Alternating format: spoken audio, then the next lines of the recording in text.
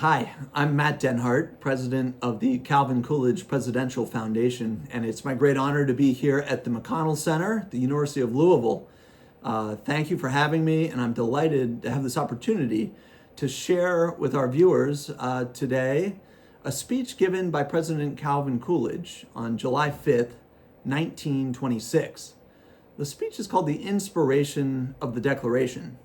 And it has particular relevance today in 2026, 100 years later, when we find ourselves about to celebrate America's 250th anniversary, birthday, 250 years since that great document, the Declaration of Independence. A little bit of context in Coolidge's era wasn't that dissimilar in ways from our own. In the 1920s, this was at the height of the progressive era, which had gained steam in the 1900s and into the 1920s.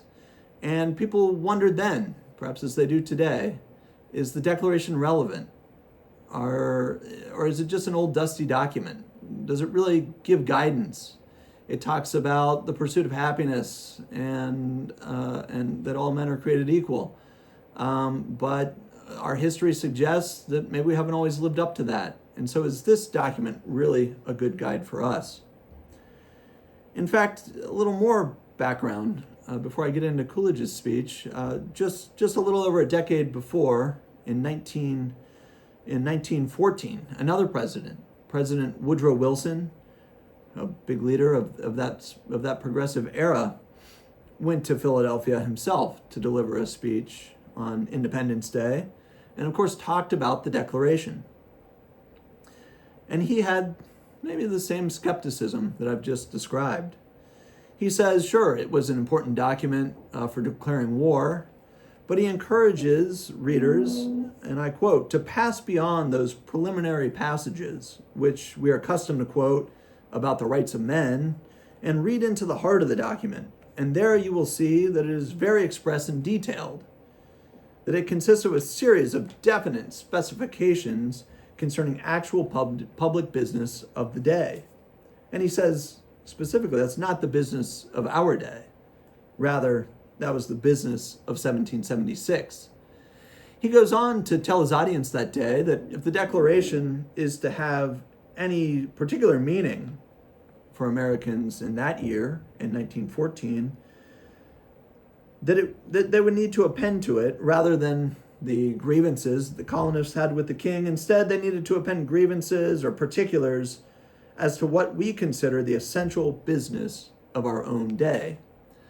That is to say, in Wilson's mind, perhaps, the Declaration was mostly useful in sharing political grievances and creating an agenda of actions that could be achieved through political ends.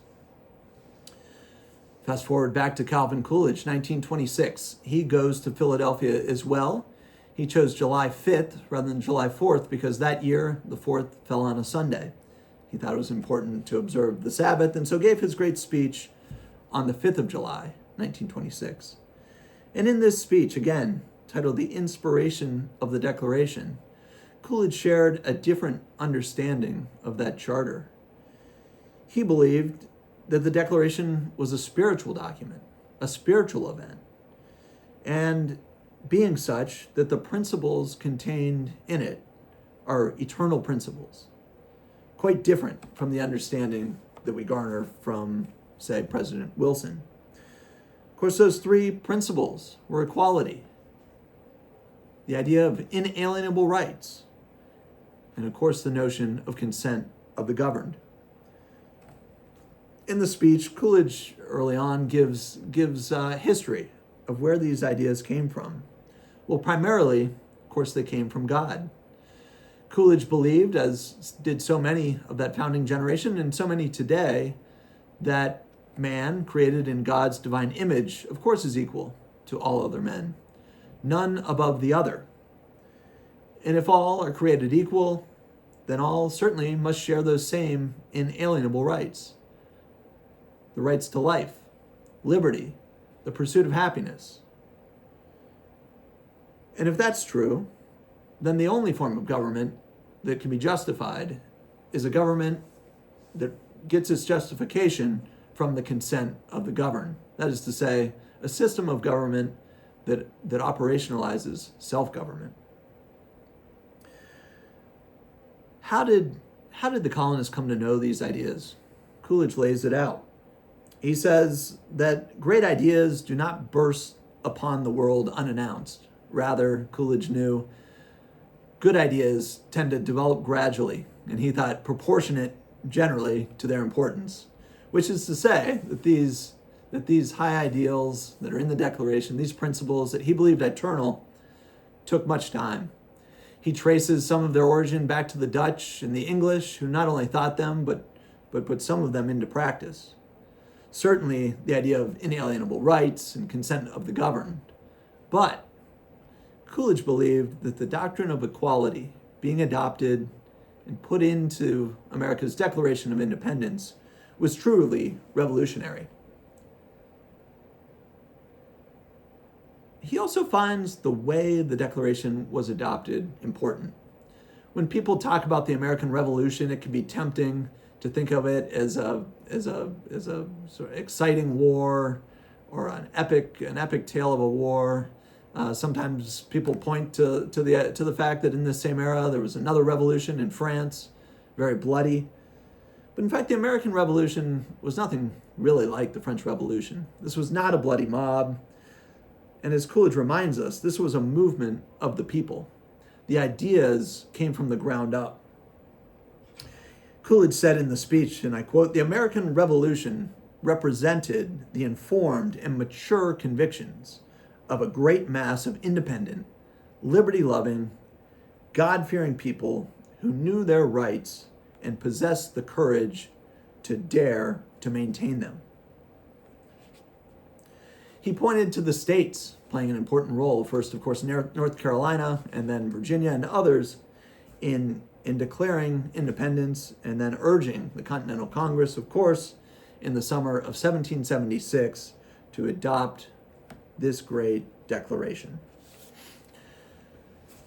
Coolidge returns often to the theme of the importance of the church and of God in this declaration. He talks about two reverends in particular, Thomas Hooker and John Wise, who in the late 1600s and early 1700s, well before George Mason and Thomas Jefferson and others were thinking about the Declaration, who articulated these same principles and really honed in on the idea of equality.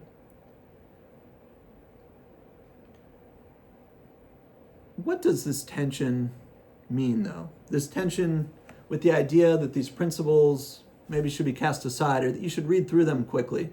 They're just maybe a preamble to the more important grievances. This Wilsonian notion that what's needed is political strength to achieve specific ends, not that these are eternal truths that we need to guard and to understand. Well, Coolidge could not have been more clear in his response to this line of thinking. I'm going to read a somewhat lengthy passage from Coolidge, which is really the heart of his inspiration speech. I hope you'll bear with me, because you'll be rewarded with very clear thought and very eloquent language. Coolidge said, "About the Declaration, there is a finality that is exceedingly restful. It is often asserted that the world has made a great deal of progress since 1776, that we have had new thoughts and new experiences which have given us a great advance over the people of that day, and that we may therefore very well discard their conclusions for something more modern. But that reasoning cannot be applied to this great charter. If all men are created equal, that is final. If they are endowed with inalienable rights, that is final. If governments derive their just powers from the consent of the governed, that is final. No advance, no progress can be made beyond these propositions. If anyone wishes to deny their truth or their soundness, the only direction in which he can proceed historically is not forward, but backward, toward a time when there was no equality, no rights of the individual, no rule of the people. Those who wish to proceed in that direction cannot lay claim to progress. They are reactionary. Their ideas are not more modern, but more ancient than those of the Revolutionary Fathers. End quote. So Coolidge could not have been more clear. Those claiming to be progressives who thought that perhaps we ought to discard the notions of the Declaration, that perhaps we could chart a course that was more sound than the principles laid out in the Declaration, Coolidge says such people are not progressive. They're reactionary. They would not lead us forward.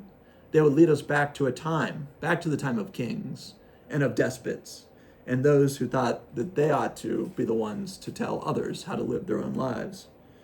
Coolidge didn't think that self-government was easy. In fact, he said people have to take care of themselves, even when it's really hard. That's at the heart of self-government.